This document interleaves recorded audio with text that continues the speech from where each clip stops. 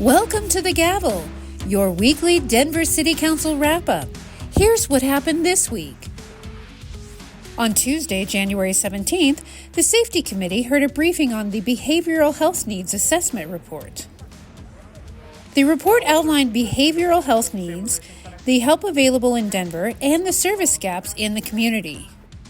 Research found that mental health demand is very high, but that accessing services for help can be very difficult. It took people on average of 27 days looking for services, with financial issues, timing, and convenience factors being the most urgent barriers. The Department of Public Health recommended extending hours at health facilities, improving language access and cultural outreach, and educating community members about treatment and service options in their area. Officials outlined the next steps to help prepare behavioral health services in Denver.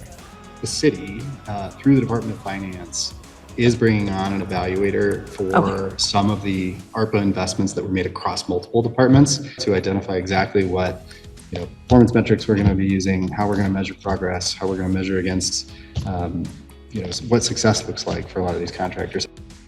Also on January 17th, the Business Committee heard a briefing from city officials on the effects of the Equal Pay for Equal Work Act. Passed in 2019, the new law was designed to close pay gaps between different demographics in Colorado. Research found that women in the state earn 86 cents per dollar compared to men, with women of color earning even less. Once the law was passed, Colorado saw the wage gap decrease quickly.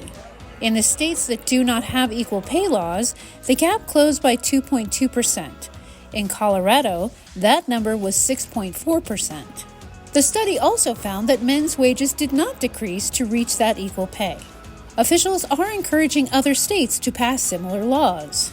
For now, this law is still pretty uniquely Colorado. Currently, there are about a dozen states considering similar laws in their legislatures, and these laws become more powerful the more other states participate. Also this week, a final decision on cold weather sheltering is delayed until January 29th. City Council approved a purchase and sale agreement for the former Denver Post building at 101 West Colfax.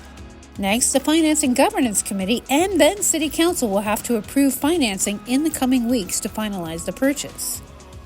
You can find links to City Council meetings, schedules, agendas, events, and news at denvergov.org/citycouncil.